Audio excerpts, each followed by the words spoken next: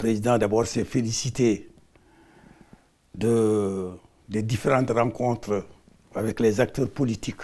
Et ça, vous êtes au courant. Il avait au préalable rencontré tous les acteurs politiques pour discuter d'un éventuel dialogue.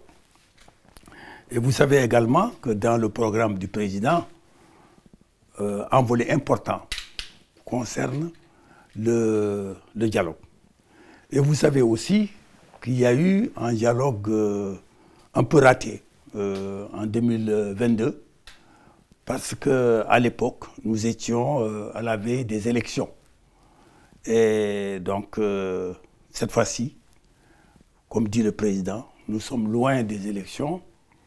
Et pour respecter son engagement vis-à-vis du peuple et vis-à-vis de son programme électoral, et aussi vis-à-vis de la demande d'un pan important de l'échiquier politique, il a invité les acteurs politiques à un dialogue. Donc nous, en tant que parti politique, qui a été créé depuis 1993, comme vous le savez peut-être, autour d'une politique de concertation, de dialogue, pour enraciner durablement la démocratie dans notre pays, nous ne pouvons qu'être favorables. Nous ne pouvons qu'être favorables. Donc, à ce titre, nous sommes favorables. D'abord, ça répond grandement aux aspirations de notre parti. Et aussi, nous sommes membres de la majorité présidentielle. Vous savez que nous sommes le deuxième parti de la majorité présidentielle. Nous avons une dizaine de députés, 25 maires, plus de 500 conseils municipaux. Donc nous sommes une force politique dans ce pays qui a à peu près 11% de l'électorat mauritanien.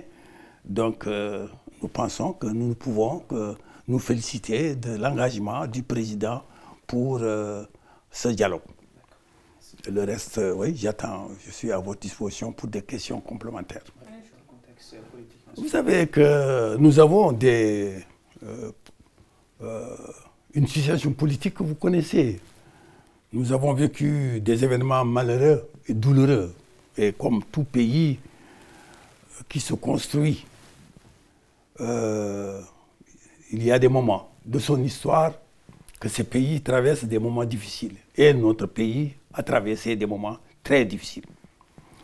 Il est bon que les Mauritaniens s'asseyent, discutent et voient comment, comme l'a dit le président, comment définitivement régler ces problèmes qui ont entaché notre unité nationale, notre cohésion sociale, notre envie de vivre ensemble.